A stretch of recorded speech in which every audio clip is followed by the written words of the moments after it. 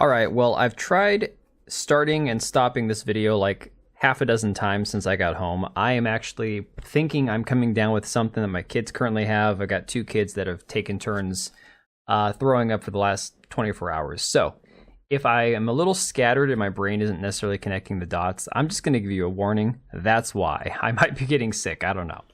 But I saw this article today from CBC talking about why a Montreal video game consulting studio is at the center of an online anti-diversity storm. And if you don't know what they're talking about Sweet Baby Inc., which is based out of Montreal. Kim Belair, who's the CEO, has connections to Ubisoft, also based out of Montreal. A lot of these consultancy studios are based out of the UK, Canada, Montreal, and a lot of that same mentality that goes into it about marginalized people and diversity and inclusion needing to be forced and not allowing it to happen naturally comes out of these studios in the UK, in Canada, and a lot in the US as well. California, you know.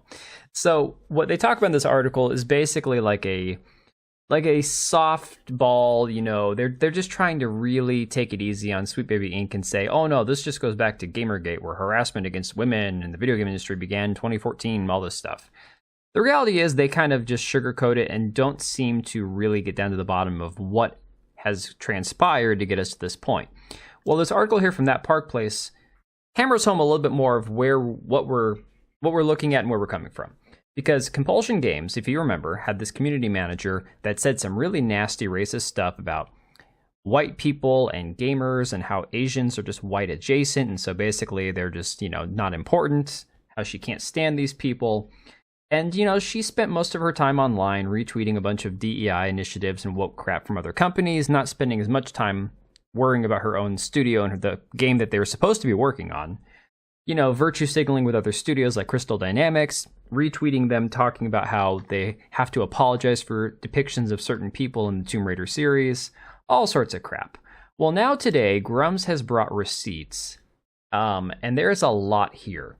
So he has this tweet here that says, update, more ex-developers come forth about Sweet Baby Inc. project South of Midnight by Compulsion Games. Now, South of Midnight is this game that we're talking about that has had a lot of controversy. We've covered it before, and there's a few more details here, which is the whole reason I'm making the video to begin with. So he says the community manager is still protected after saying she hates gamers and has a problem with Asian and white people, and you can see that's her right here, Katie, or at Pikachulita. Says main character was race swapped in order to better reflect a tale set in the Deep South after Microsoft and Sweet Baby Inc. involvement. Now, the weird thing about this is, it's a team in Montreal making a game about the Deep South. Okay, you can make games about whoever you want to, and I've been on record here saying I don't think you have to be a certain ethnicity to do the voice acting for a certain character. I don't think you need to be a certain gender to write a certain gender role in a book or a story. But definitely doing research is going to be required if it's something outside of your wheelhouse, something that you don't have much information on.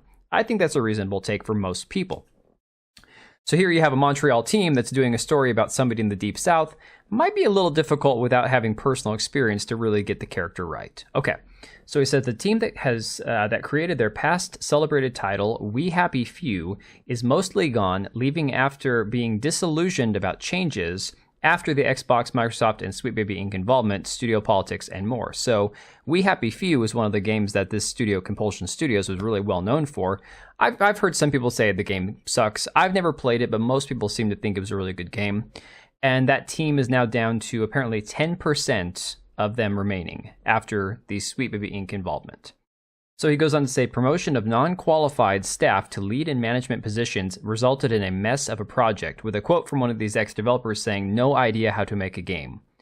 Which isn't surprising. When you recruit and promote simply based on skin tone or nepotism or, you know, gender or political ideology or belief, you're not going to get the best qualified person. You're going to get your friend or your ally, as a lot of times they refer to each other, and that person may or may not be suited for the task at hand. Unfortunately, there are other factors that come in other than, you know, what equipment you're working with down under your pants, or, you know, what skin tone you have. It's far more. I mean, look, just because I'm white doesn't mean that you could plug me into a stereotypical white guy role. I don't know how to code. I don't know how to, you know, you have to be taught how to do these things. And so he says here the dev team is almost entirely white and based in Montreal, Canada, and many of the devs felt uncomfortable creating a game in the Deep South with so little experience in the area. Good. I mean, at least the developers looked at it and said, this is going to be kind of out of our wheelhouse. Now here's where it gets really weird. So it says, Sweet Baby Inc. and a POC writer were brought on board to help with a more authentic perspective. So you're in Montreal making a game about the Deep South. They race swap a character from white to black, which, that's just, par for the course these days, whatever. But then you bring on somebody who's not from the Deep South to be your authentic perspective because they're brown. So basically they're saying, we have a brown character in our game. You're a brown person from Canada who may have nothing to do with a brown person from the South, but because you're brown, we got it in the bag now. Now it's authentic. Look at our authentic brown writer we have here. That sounds pretty messed up. Anyways, he has it on here saying the game-hating community manager, Pika Trulita, is cited on one of the many incompetent staff promoted or hired into senior positions who does no actual work. A quick glance at the company page she manages, Compulsion Games, reveals virtually no info about the game and consists of endless retweets of DEI-related matters and promotions about other games and companies. And we've talked about that. We've seen that. All she does on Twitter, well, before she protected her account, was retweet a bunch of the agenda-type stuff. Nothing about the game itself. He says, my personal hope is that Compulsion Games turns this around, creates a beautiful fantasy story they intended. They should clean up staff and get a new community manager who actually loves their games and loves gamers, and they should fire Sweet Baby Inc. and let gamers know they did. Well, that's not going to happen, unfortunately.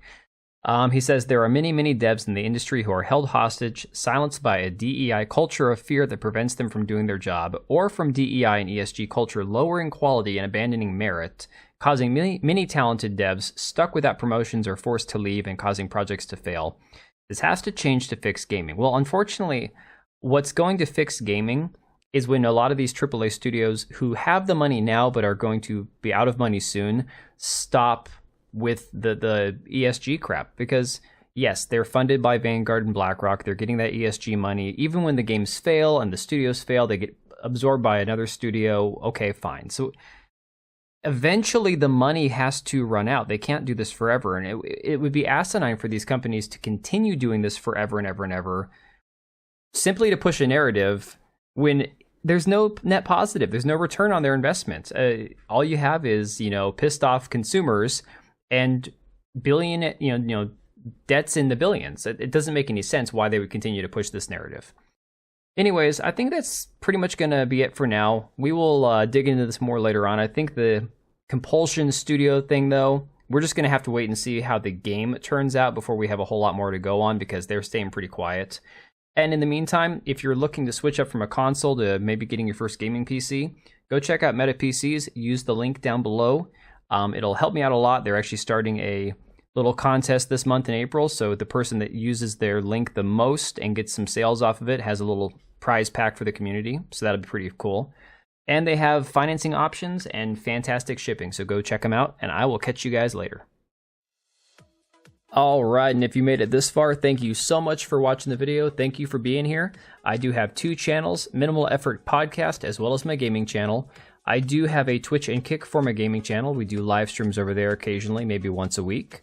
And then if you are in the market for a new PC, make sure to check out Meta PCs. Click the link I have down below. Use code TBO at checkout for a special discount. Thanks again for watching, and I'll see you next time.